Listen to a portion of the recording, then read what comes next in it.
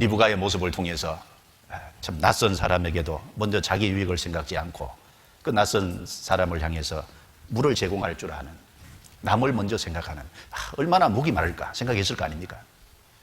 그리고 그 약대들을 향해서도 물을 기르리이다. 약대 열필이라고 그랬잖아요. 그 우물은 우리가 창세기 24장에 보면 내려갔다가 올라왔다는 표현이 있는 것을 보면은 우물은 아래에 있었던 것 같아요. 그리고 약대는 위에 있었고 사람하고. 그러면 이제 물을 길러서 다시 올라오면 내려갔다가 올라오고 이것이 반복해야 되니까 상당히 힘들었을 겁니다. 그런데 그 약대 열필에게 물을 배불리 먹이리이다. 그렇게까지 말했거든요.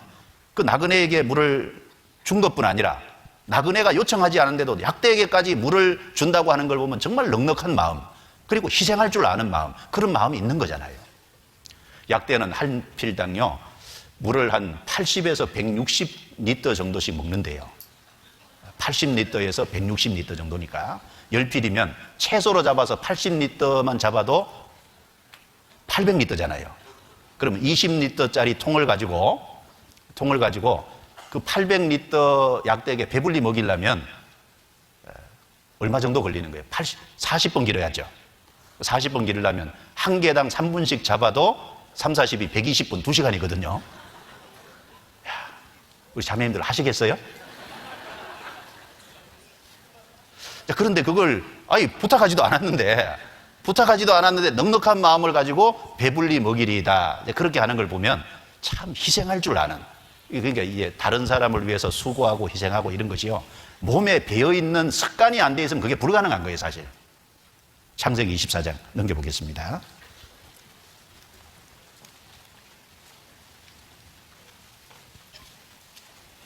창세기 24장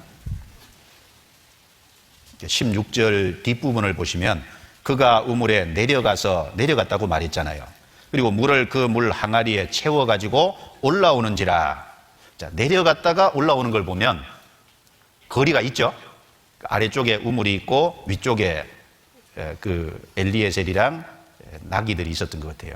그래서 내려갔다가 올라오고, 그리고 여기 18절에 보면 급히, 그 다음에 20절에도 보면 급히, 그리고 중간에 보면 달려가서, 누가 시킨 것이 아닌데 차원에서 그 일을 하고 수고를 기꺼이 자청했잖아요.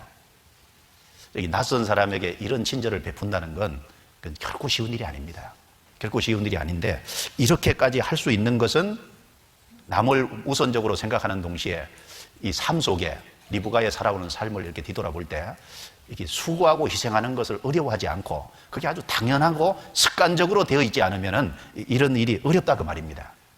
예수님은 요한복음 10장 18절에서 이를 내게서 빼앗는 자가 있는 것이 아니라 나는 스스로 목숨을 버리노라. 예수님은 자원해서 자기 목숨을 십자가에 내주셨잖아요. 한 해 살아가면서 우리 삶 속에요, 희생하고 수고하고 이런 것이 습관이 돼야 돼요.